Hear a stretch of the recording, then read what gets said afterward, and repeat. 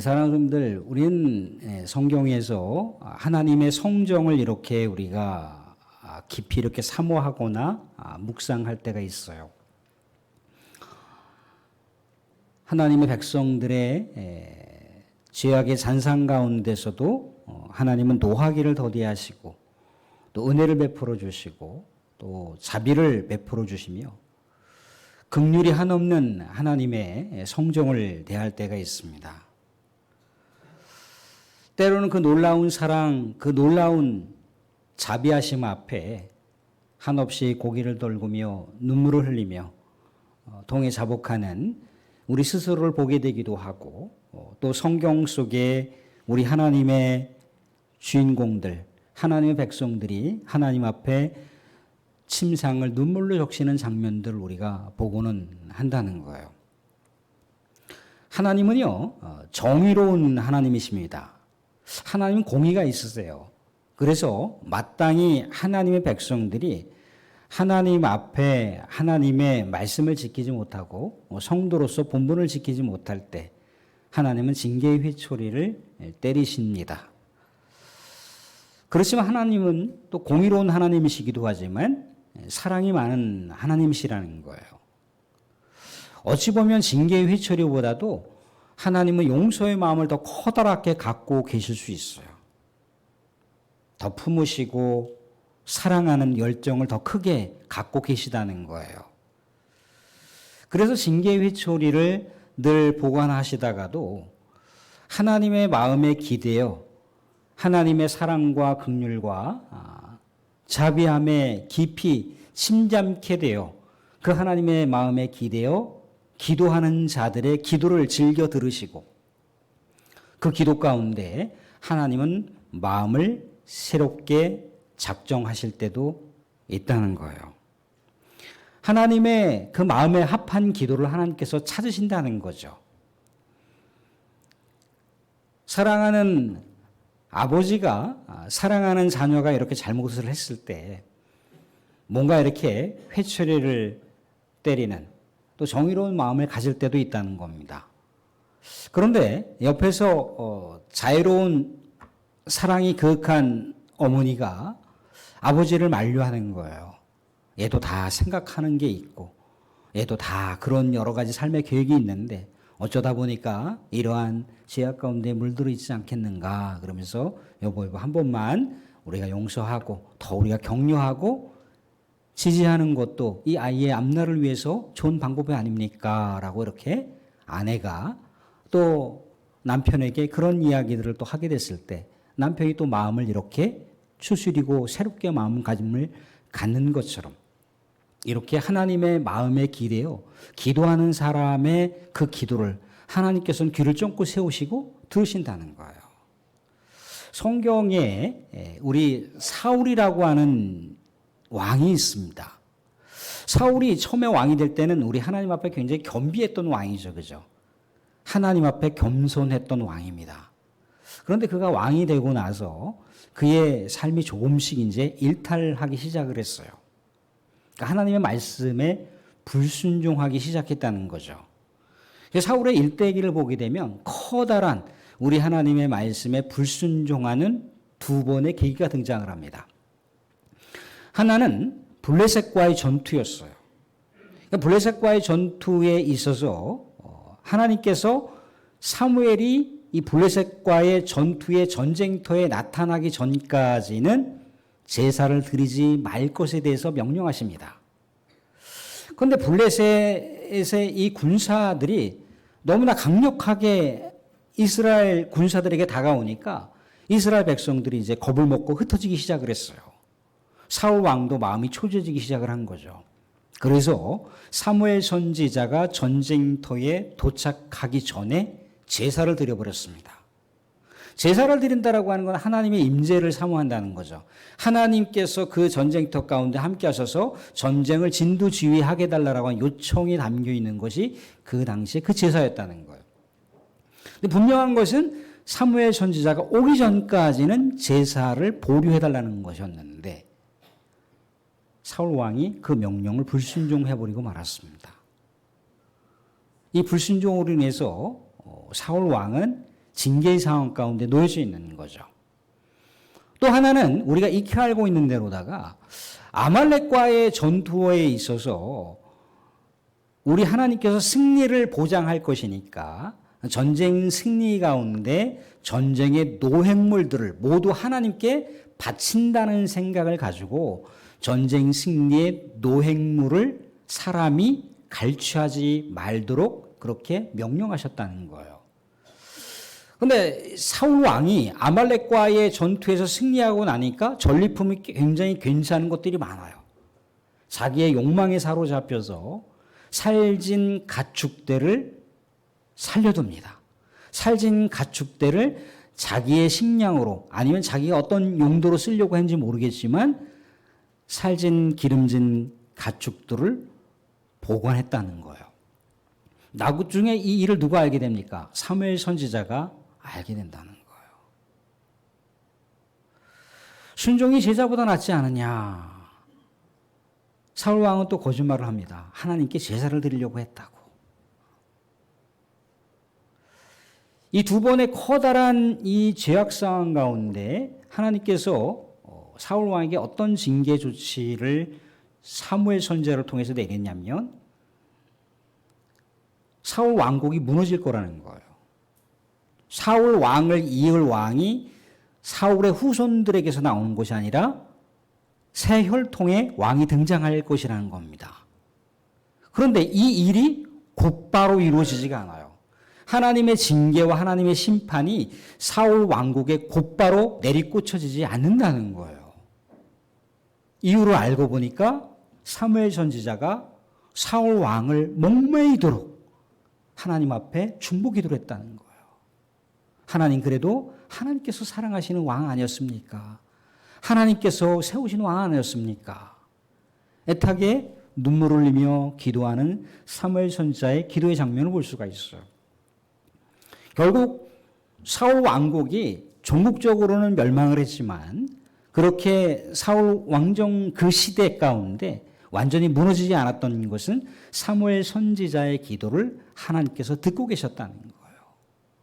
하나님께서도 정말 겸비하고 겸손한 왕으로서 등극한 사울 왕을 죄악을 저질렀다고 해서 일제히 제거하려고 하는 것이 하나님의 깊은 의도는 아니었다는 거죠. 어떻게 해서든지 마음을 돌이키고 회개하여 비록 한 일개의 왕이지만 그 왕 속에서도 우리 하나님을 높이는 왕으로서 하나님의 말씀에 순종하는 왕으로서 다시 거듭나기를 바라시는 것이 하나님의 마음이 아니었을까요? 사랑하는 성도들, 우리가 이 세상 가운데 살아가다 보면요, 이 나라 이 민족과 이 사회가 엄청난 죄악의 판을 치는 상황 가운데 우리가 살고 있습니다.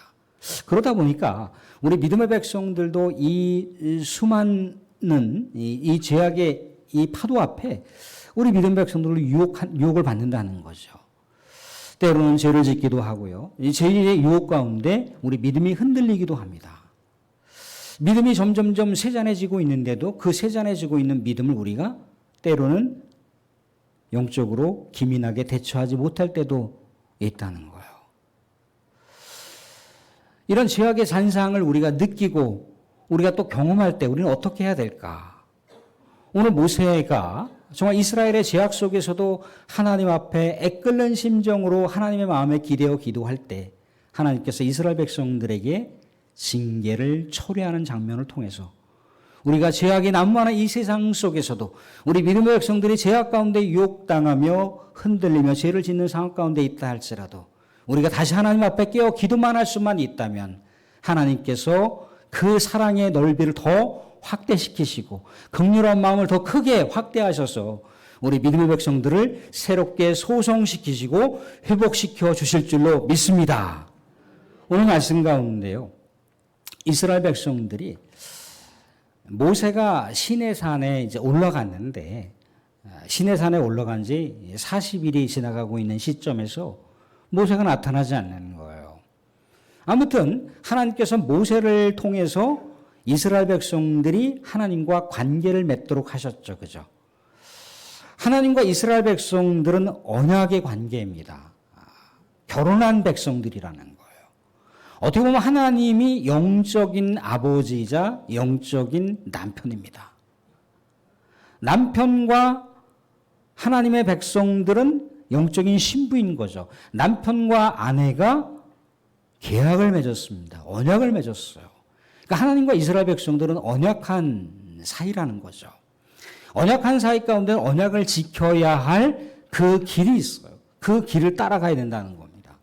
근데 모세가 이제 계속해서 나타나지 않자 점점점 우리 하나님과 관계했던 의식이 희미해지기 시작을 했어요. 몇 차례 시내산에 오른 그 광경 가운데 모세는 하나님으로부터 말씀을 받아서 이스라엘 백성들에게 분명하게 전한 메시지가 있어요. 금이나 은이나 우상을 만들지 말 것을. 금이나 은이나 어떤 사람의 손으로 새긴 형상을 만들지 말 것을. 그것을 대체하여 하나님을 섬기지 말 것을 분명하게 제시하고 있더라는 거예요. 그런데 이스라엘 백성들은 이때 우리가 그렇게 하겠습니다. 하나님의 말씀을 청종하겠습니다라고 그렇게 확언하면서 고백을 했습니다. 다시 모세가 이제 시내산에 올랐어요. 하나님의 십계명 말씀판을 받고 하나님께서 이스라엘 백성들이 장차 기거해야 할 성막의 설계도를 받고자 시내산에 올랐으나 이제 모세가 등장하지 않자 이스라엘 백성들은 점점 이상한 신앙의 변질을 보이기 시작했다는 거예요. 그래서 오늘 말씀 가운데 1절 말씀을 보시면 이렇게 나와 있습니다. 백성이 모세가 산에서 내려옴이 더딤을 보고 모여 백성이 아론에게 이르러 말하되 일어나라 우리를 위하여 우리를 인도할 신을 만들라. 이 모세 곧 우리를 애굽 땅에서 인도해낸 사람은 어찌되었는지 알지 못함이니라. 일어나라 우리를 위하여 우리를 인도할 신을 만들라. 신을 만들어 달라는 거예요. 사람들 하나님은 어떤 형상으로 존재하는 분이 아닙니다. 하나님이 어떤 형상으로 존재하게 됐을 때 하나님의 신비는 깨지기 시작을 한다는 거예요. 하나님의 영광은 사람의 생각 속에 제한될 수밖에 없다는 거예요. 하나님은 물론 하나님의 그 존재를 여러 가지 자연의 피조물을 통해서도 그 임재의식을 드러나는 경우도 있습니다. 뭐 지진을 통해서든지 번개를 통해서든지 구름을 통해서든지 아니면 강한 바람을 통해서든지 하나님의 존재를 드러내시기도 하지만 하나님은 특별히 어떤 피조세계의 형상으로 존재하는 분은 아니시라는 거예요. 그래서 하나님께서 말씀하시기를 어떤 은이나 금이나 금속 조각이나 아니면 나무나 돌로 하나님의 형상을 만들지 말라고 했어요. 형상을 만들어가는 것은요, 고대 사회에서 우상의 신상이라는 거예요. 고대 수많은 민족들이 섬기는 우상들을 그렇게 형상화할 수는 있어도 온 우주 만물을 창조하신 하나님을 피조세계의 한 형태로다가 그렇게 조각할 수 없다라고 하는 것을 분명하게 언약의 관계에 있는 이스라엘 백성들에게 명시했다는 거예요. 근데 이스라엘 백성들은 점점 까마득하게 우리 하나님의 말씀을 지키겠다라고 그렇게 자신들도 약속했지만 하나님의 약속한 말씀 또 그들이 우리 하나님 앞에 고백한 그 삶의 내용들을 점점 잊어져 가기 시작했다는 거예요. 하나님은 어떤 형상의 신으로 만들어 달라는 거예요. 이때 아론이 어떻게 반응을 합니까? 너희들이 귀에 걸고 있었던 귀걸이를 다 갖고 오라는 거예요. 그래서 어떻게 했습니까? 그것을 녹여서 주조틀에다가 남아놓고 오늘 말씀 가운데 우리가 읽었던 대로다가 금송아지 상을 만들었죠. 그래서 이 금송아지 상을 만들어서 아론이 그들에게 뭐라고 얘기를 하고 있느냐면 이는 너희를 애굽 땅에서 인도하여 낸 너희의 신이다라고 얘기를 하고 있어요. 이 금송아지 형상이 바로 너희를 애굽 땅에서 인도한 하나님이다 그렇게 얘기를 하고 있는 거예요. 금송아지 형상을 하나님으로 대체하고 있는 이 어처구니 없는 광경을 보고 있는 겁니다. 또 한 걸음 더 나아가 설상가성인 것은 뭐냐면 이 금송아지 앞에서 제사를 드리고 뭘 하라는 거예요? 파티를 즐기라는 거예요. 축제 파티를 즐기라는 거예요.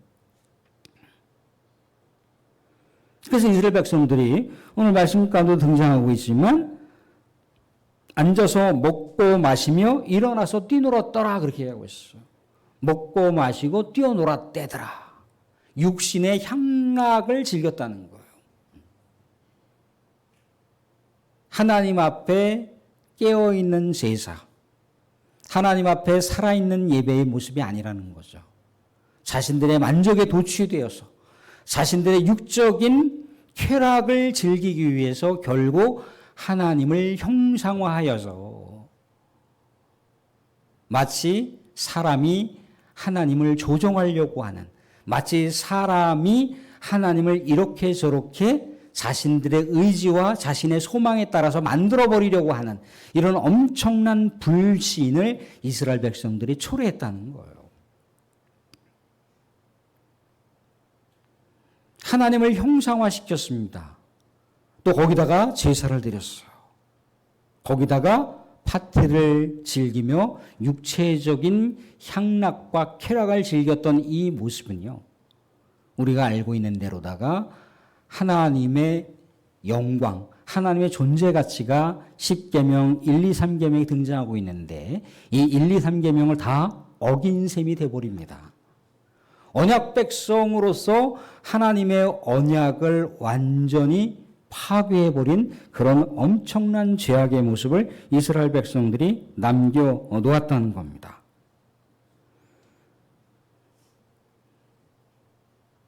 이스라엘 백성들은요, 하나님을 경험을 했어요. 광야 노정의 삶에서 하나님을 뜨겁게 경험을 했잖아요. 하나님의 인도하심을 느꼈어요. 그죠? 아, 하나님이 정령코 살아계신 하나님이구나.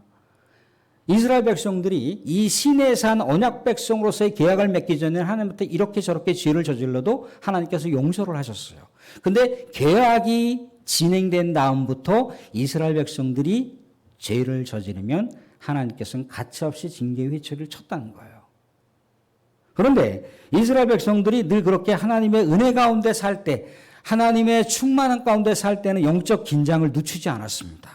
그래서 하나님을 경외하는 마음, 하나님을 두려워하는 마음, 하나님 앞에 죄를 짓지 않겠다라고 하는 정말 그런 간절한 그들의 마음을 견고하게 다지고 다졌던 모습이 이스라엘 백성들의 아름다운 모습이었다는 거예요. 그런데 이스라엘 백성들이 일순간에 하나님과 향기롭게 맺었던 이 관계를 파괴시켜 버리는, 하나님의 언약의 말씀을 까마득하게 잊어버리는, 그래서 하나님을 형상화해 버리게 되고 형상화한 하나님을 자신들의 하나님 앞으로 제사드리며 거기서 파티를 즐겼다는 거예요. 이것은요, 하나님 앞에 이스라엘 백성들이 깨어있는 신앙으로 나갔다기보다도 과거 옛 시절 애굽에서 금송아지를 붙들고 신으로 섬겼던 그 과거의 모습으로 돌아간 거예요. 조금 직설적으로 얘기하자면 이스라엘 백성들이 출애굽 백성이라고 하는 것을 완전히 폐기시켜버린 겁니다. 다시 애굽으로 돌아가는 이 어처구니 없는 불신을 초래해버리고 만 거예요. 더 이상 하나님이 이스라엘 백성들의 하나님이 될 수가 없고 이제 이스라엘 백성들이 더 이상 하나님의 백성이 아닌 그런 결과를 초래해버리고 만 거예요. 하나님은 더 이상 이스라엘 백성들을 지키실 필요도 없고 이스라엘 백성들을 보호하실 필요도 없는 거예요. 그렇기 때문에 하나님께서 모세에게 말씀하시고 있더라는 거죠. 이스라엘 백성들, 애굽에서 인도해낸 백성들이 죄를 저질렀다는 거예요. 금송아지 상을 만들어 놓고 그렇게 하나님으로 대체하며 제사드리며 파티를 즐겼다는 거예요. 목이 곧은 백성이라는 겁니다. 목이 곧은 백성이라고 하는 건 그 당시 격언이에요. 마치 황소가 주인에게 통제당하지 않는 것처럼 이스라엘 백성들이 하나님의 말씀을 지킬 것 같지만 불순종하는 그런 엄청난 죄악을 저질렀다라고 하는 것을 목이 곧은 백성이라고 하는 단어에다가 표현을 하고 있어요. 하나님께서 모세에게 뭐라고 말씀을 하시냐면 이제 모세를 통해서 큰 민족을 이루시겠다는 거예요. 아브라함과 이삭과 야곱에게 언약했던 그 언약을 이제 내려놓고 모세하고 다시 새로운 언약을 맺겠다는 거예요. 새로운 백성을 통해서 하나님의 나라를 만드시겠다는 거예요. 이때 모세가 어떻게 반응했는지 아십니까? 오늘 말씀 가운데 보시면 이렇게 반응하고 있는 모세를 볼 수가 있습니다.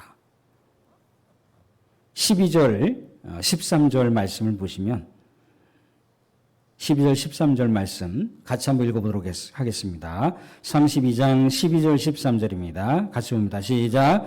어찌하여 애굽 사람들이 이르기를 여호와가 자기의 백성을 산에서 죽이고 지면에서 진멸하려는 악한 의도로 인도해 내었다고 말하게 하시려 하나이까. 주의 맹렬한 노를 그치시고 뜻을 돌이키사 주의 백성에게 이 화를 내리지 마옵소서. 주의 종 아브라함과 이삭과 이스라엘을 기억하소서. 주께서 그들을 위하여 주를 가리켜 맹세하여 이르시기를 내가 너희의 자손을 하늘의 별처럼 많게 하고 내가 허락한 이 온 땅을 너희의 자손에게 주어 영원한 기업이 되게 하리라 하셨나이다. 무슨 얘기했어요? 모세가 하나님께 진노의 징계를 내리지 말아달라고 그렇게 탄원하고 있는 거예요. 왜냐하면 하나님의 영광을 위해서. 하나님 아버지 이스라엘 백성들이요. 그래도 하나님께서 애굽에서 인도하여 낸 하나님의 백성들 아닙니까? 그런데 애굽 사람들이 말하기를 이스라엘 신이 결국 애굽에서 자신의 백성들을 이끌어내더니 그 백성들을 죽이려고 하는 의도가 뻔히 나타났다라고. 이스라엘 백성들을 건지신 이유가 이스라엘 백성들에게 하나님의 나라 백성을 삼으시려고 하는 것이 아니라 그 백성들을 어떻게 하시겠다는 거예요? 죽이겠다라고 하는 의도가 뻔히 보인다는 거예요. 하나님의 영광이 실추될 수가 있다는 겁니다. 하나님의 영광을 위해서라도 이스라엘 백성들을 향한 진노를 거두어 달라고 그렇게 탄원하고 있습니다. 또 하나는 뭐냐면 하나님께서 아브라함과 이삭과 야곱에게 그 후손들이 하늘의 별처럼 많게 될 것이다라고 하는 약속이 있는데 이 약속의 말씀을 철회하지 마시고 이 약속의 말씀을 끝까지 성취시켜 달라고 그렇게 요청하고 있어요. 하나님의 영광을 위해서 하나님의 진노를 이스라엘 백성들에게 징계로 내리꽂지 말아 주십시오. 하나님 아브라함과 이삭과 야곱에게 우리 믿음의 조상들에게 언약하신 약속의 말씀이 있지 않습니까? 그 약속의 말씀을 내려놓지 마시고 끝까지 성취시켜 주십시오. 나를 통해서 우리 하나님의 새로운 나라를 만드시지 마시고 이미 우리 민족의 조상들과 언약하셨던 그 언약을 성취시켜 주십시오라고 하는 이 두 가지 커다란 우리 하나님의 마음에 기대서 기도하고 있는 장면을 보고 있는 거예요. 그러니까 모세는 그냥 인간적인 그런 마음으로다가 이렇게 하나님 이스라엘 백성들에게 진노를 내리실 그 마음, 징계와 심판을 내리지 말아 주십시오라고 하는 그런 안쓰러운 마음으로다가 이스라엘 백성들을 향한 기도가 포함되어 있긴 하겠지만 그것보다도 궁극적으로 하나님의 마음에 기대어 하나님의 뜻과 하나님의 영광과 하나님의 언약에 기대어서 기도하고 있는 거예요. 하나님 어찌하여 이런 모습 때문에 하나님 영광을 가리시겠습니까? 하나님의 영광이 이방의 민족에 의해서 추락될까 봐 심히 염려스럽습니다. 하나님은 언약의 하나님이시고 하나님은 정말 그 언약을 끝까지 지키시는 하나님이라고 하는 것을 이스라엘 백성들이 다시금 깨닫게 하여 주시고 온 천하의 모든 백성들이 하나님이 언약을 지키시는 하나님이라고 하는 것을 알게 하여 주십시오라고 그렇게 하나님의 영광과 하나님께서 약속을 성취하시는 하나님이라고 하는 것을 그렇게 잊지 말아달라고 간곡하게 탄원하고 있는 기도의 장면을 우리가 말씀 가운데 보고 있어요. 그래서 결과는 어떻습니까? 하나님께서 이스라엘 백성들을 향한 징계를 초래하셨다라고 하는 말씀을 오늘 우리가 읽었던 말씀 14절 말씀 가운데 보고 있습니다. 하나님께서 마음을 돌이키셨다는 거예요. 하나님께서 징계의 마음이 아니라 하나님께서 이스라엘 백성들을 다시 새롭게 하시겠다라고 하는 마음으로 바꾸셨다는 겁니다. 사랑하는 분들, 말씀을 맺겠습니다. 하나님의 마음에 합한 기도, 하나님의 말씀 가운데 하나님의 뜻과 하나님의 의도를 충만하게 하려서 기도한다라고 하는 것을 의미합니다. 하나님은 여전히 이 땅 가운데 공의로움을 작용하시는 분이시지만 공의로움 또한 다른 편 안에 하나님의 무한한 사랑을 이 땅 가운데 보내시는 분이 하나님이시라는 거예요. 우리가 물론 하나님의 공의로운 마음을 또 가질 수도 있지만 하나님의 영원한 사랑의 마음에 기대어서 우리가 하나님의 의도를 충만하게 헤아린 채 하나님의 마음에 합한 기도를 할 수만 있다면 이 땅 가운데 우리 주 예수 그리스도께서 오신 목적이 뭡니까? 멸망을 위해서 이 땅 가운데 오신 게 아니라고 그랬어요. 그렇죠? 멸망이 아니라 영원한 생명을 주시기 위해서 이 땅 가운데 오셨다고 하고 있고 지금도 하나님 우편 보좌에서 우리를 위해서 끊임없이 중보 기도하신다라고 했다는 겁니다. 사랑하는 성도들, 이 세상이 정말 죄악이 판을 치는 세상 가운데 살아가고 있습니다. 이 사회가 정말 어둠의 질곡을 향해서 내리달리고 있습니다. 이 어둠과 죄악의 이 파편화되어 있는 수만 가지의 상황 가운데 우리 믿음의 백성들이 놓여져 있다는 것. 이 죄악의 오염 가운데 놓여져 있습니다. 얼마든지 믿음의 백성들도 죄를 지을 수 있는 시대를 우리가 살아가고 있어요. 얼마든지 믿음의 본질을 상실하는 모습을 우리가 안고 살아가고 있습니다. 이러할 때 우리는 어떻게 해야 될까요? 더 끊임없이 하나님의 마음에 합하여 하나님의 뜻 가운데 하나님의 영광과 하나님의 약속에 의지해서 우리가 기도할 수만 있다면 하나님께서는 다시 이 세상에 이 죄악의 산상 속에서도 이 세상에 회복을 소망하시고 이 세상에 다시금 우리 하나님의 백성으로 다시금 이 세상이 소성케 되기를 간절히 바라시는 것이 하나님의 마음 아니겠습니까? 하나님 백성들이 더욱더 깨어서 기도하기를 하나님께서 원하신다라고 하는 이 마음을 우리가 헤아릴 때 더욱더 우리가 하나님의 마음에 합한 기도자가 되어 세상을 살리고 영혼을 회복시킬 수 있는 존귀한 백성의 삶을, 기도자의 삶을 살아가실 수 있기를 주님의 이름으로 축원드립니다. 아멘.